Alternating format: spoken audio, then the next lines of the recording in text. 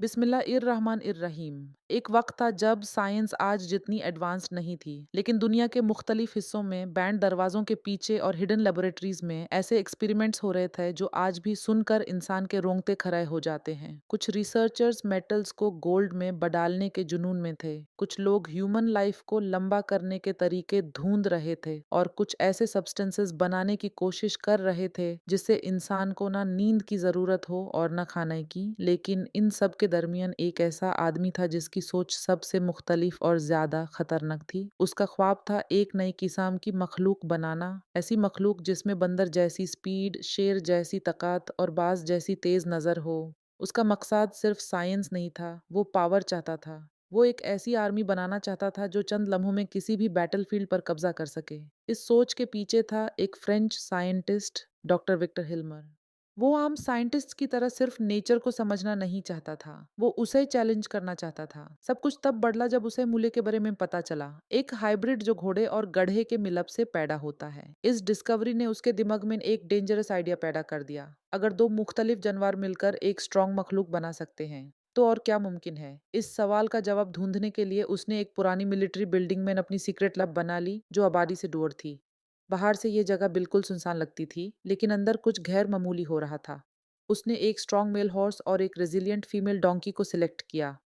महीनों तक उनकी हेल्थ, डाइट और बिहेवियर को ऑब्जर्व किया। आखिरकार एक्सपेरिमेंट कामयाब हुआ। डोंकी प्रेग्नेंट हुई और कुछ अरसे बाद एक मूले पैदा हुआ। जो उसने देखा वो उसे हैरान कर गया। मूले में हॉर्स की स्ट्रेंथ और साइज था, लेकिन डोंकी की एंडुरेंस भी थी। वो इंटेलिजेंट, स्ट्रॉन्ग और बहुत केपेबल था।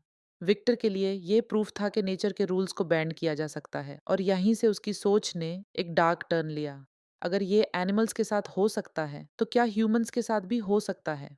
उसे पता था कि ह्यूमंस और चिंपैंजीज का जेनेटिक मेकअप लगभग 98% सिमिलर है। ये सिमिलैरिटी उसके लिए एक खौफनाक आइडिया बन गई, एक ऐसी हाइब्रिड मखलूक जो ह्यूमन इंटेलिजेंस और एनिमल स्ट्रेंथ का कॉम्बिनेशन हो। लेकिन ऐसा एक्सपेरिमेंट ओपनली करना मुमकिन नहीं था। सोसाइटी रिजेक्ट कर देती, गवर्नमेंट्स रोक देती, रिलीजियस लोग इसकी सख्त मुखालफत करते। इसलिए वो गायब हो गया। उसका अगला सफर अफ्रीका के एक रिमोट इलाके की तरफ था, जहां आइसोलेशन और कंट्रोल की वजह से सीक्रेसी पॉसिबल थी। वहां घने जंगल के दरमियान उसने एक और हिडन लैब बना ली। अपने एक्सपेरिमेंट के लिए उसने एक पावरफुल चिंपैंजी सिलेक्ट किया जो पहले ही ह्यूमन जेस्चर्स को समझने की सलाहियत रखता था। फिर सबसे मुश्किल काम आया, एक ह्यूमन सब्जेक्ट ढूंढना।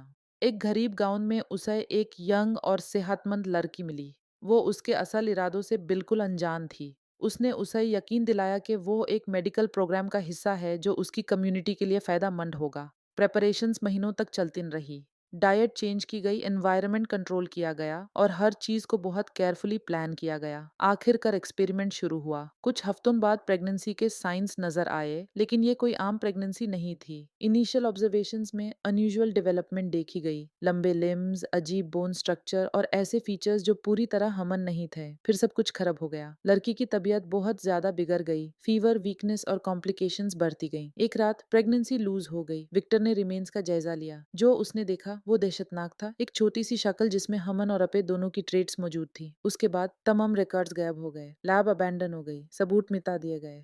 लेकिन कहानी यहीं खत्म नहीं होती। आज भी कुछ लोग कहते हैं कि ये एक्सपेरिमेंट पूरी तरह फेल नहीं हुआ था, कि कहीं ना कहीं दुनिया की नजरों से छुप कर उसका कोई जिंदा नतीजा महफूज रखा गया है। सच क्या है कोई नहीं जानता, और शायद ये ही बेहतर है।